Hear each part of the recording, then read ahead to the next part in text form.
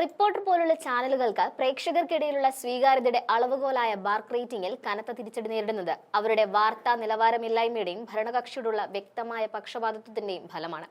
ഇന്ന് രാവിലെ അവർ നൽകിയ കോൺഗ്രസിൽ ശശി തരൂരിനെ മുന്നിൽ നിർത്തി പുതിയ ചേരി എന്ന റിപ്പോർട്ട് ഈ നിലവാരം കുറഞ്ഞ റിപ്പോർട്ടിംഗ് തന്ത്രത്തിന്റെ ഏറ്റവും പുതിയ ഉദാഹരണമാണ്. സംസ്ഥാനത്ത് റിപ്പോർട്ടർ ചാനലിൽ ഇപ്പോൾ നടന്നുകൊണ്ടിരിക്കുന്ന വാർത്താ ദാരിദ്ര്യമാണ്. ഇതിന് കാരണം വ്യക്തമായ CPM പക്ഷപാതമാണ്. സംസ്ഥാന സർക്കാരിന്റെ ഭരണവീഴ്ചകളും CPM നേരിടുന്ന യഥാർത്ഥ പ്രതിസന്ധികളും റിപ്പോർട്ട് ചെയ്യുന്നതിൽ ഈ ചാനൽ തുടർച്ചയായി പരാജയപ്പെടുന്നു. പകരം പ്രതിപക്ഷ കക്ഷിയായ കോൺഗ്രസിനുള്ളിലെ സ്വാഭാവികമായ അഭിപ്രായ വ്യത്യാസങ്ങളെ ഇല്ലാത്ത ഗ്രൂപ്പ് യുദ്ധങ്ങളായി ചിത്രീകരിച്ച് റേറ്റിംഗ് പിടിക്കാനാണ് ശ്രമിക്കുന്നത്. എന്നാൽ ഈ നിലവാരം കുറഞ്ഞ റിപ്പോർട്ടിംഗ് തന്ത്രം പ്രേക്ഷകർ തിരിച്ചറിയുന്നു എന്നതിന്റെ വ്യക്തമായ തെളിവാണ് ബാർക്ക് റേറ്റിംഗിലെ അവരുടെ വലിയ ഇടിവ്.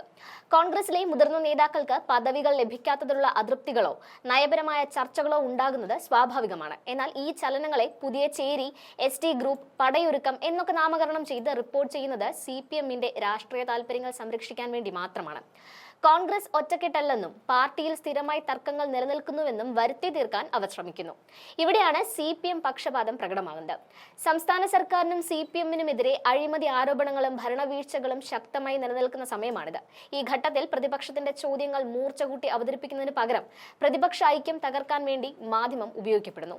റിപ്പോർട്ടർ പോലുള്ള ചാനലുകൾ രാവിലെ തന്നെ കോൺഗ്രസിന്റെ ഇല്ലാത്ത പ്രശ്നങ്ങളെ ഊതിപ്പെരുപ്പിച്ച് നൽകുന്നത് ഭരണകക്ഷിയുടെ വീഴ്ചകളിൽ നിന്ന് ജനശ്രദ്ധ തിരിക്കാനും പ്രതിപക്ഷത്തെ ദുർബലമായി ചിത്രീകരിക്കാനുമുള്ള CPM അജണ്ടയുടെ ഭാഗമാണ്. CPMന് വേണ്ടി പണിയെടുക്കുന്ന മാധ്യമ പ്രവർത്തനമാണ് ഇവിടെ നടക്കുന്നത്. തുടർച്ചയായി ഇല്ലാത്ത പ്രശ്നങ്ങൾ ഊതിപ്പെരുപ്പിക്കുമ്പോൾ യഥാർത്ഥ വാർത്തകൾക്ക് വേണ്ടി ജനങ്ങൾ മറ്റ് ചാനലുകളിലേക്ക് തിരിയുന്നു. ബാർക്ക് റേറ്റിംഗിലെ ഇടിവ് വ്യക്തമാക്കുന്നതും ഇതുതന്നെയാണ്. വാർത്താ ദാരിദ്ര്യം നേരിടുന്ന ചാനലുകളാണ് പലപ്പോഴും ഇത്തരം തരംതാണ തന്ത്രങ്ങൾക്ക് പിന്നാലെ പോകുന്നത്. യഥാർത്ഥത്തിൽ റേറ്റിംഗിലെ ഇടിവിന് കാരണം കോൺഗ്രസ് ഗ്രൂപ്പ് യുദ്ധങ്ങളല്ല, റിപ്പോർട്ടർ ചാനലിന്റെ CPM പക്ഷപാതവും വാർത്തകൾക്ക് വേണ്ടിയുള്ള നെട്ടോട്ടവുമാണ്. ശശി തരൂരിന്റെ ജനപ്രീതി മുതലെടുത്ത് ചാനലിന്റെ കാഴ്ചക്കാരെ വർദ്ധിപ്പിക്കാൻ ശ്രമിക്കുന്നതോടൊപ്പം കോൺഗ്രസ് പാർട്ടിക്ക് രാഷ്ട്രീയ ക്ഷീണമുണ്ടാക്കാനും ഇവർ ശ്രമിക്കുന്നു.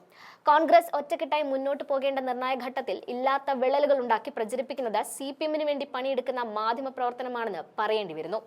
കോൺഗ്രസിലെ അഭിപ്രായ വ്യത്യാസങ്ങളെ ഗ്രൂപ്പ് യുദ്ധമായി ചിത്രീകരിക്കുന്ന മാധ്യമരംഗത്തെ പക്ഷപാതപരമായ നിലപാടുകളുടെ പ്രതിഫലനമാണ്. ഇല്ലാത്ത പ്രശ്നങ്ങൾക്ക് ഗ്രൂപ്പ് പരിവേഷം നൽകി ജനങ്ങളെ കബളിപ്പിക്കാനുള്ള ശ്രമങ്ങൾ തിരിച്ചറിയണം. റിപ്പോർട്ടർ പോലുള്ള സ്ഥാപനങ്ങളുടെ ബാർക്ക് റേറ്റിംഗ് ഇടിയുന്നത് അവരുടെ വാർത്തകളുടെ നിലവാരം എത്രത്തോളം താഴെ പോയി എന്നതിന്റെ വ്യക്തമായ സൂചനയാണ്.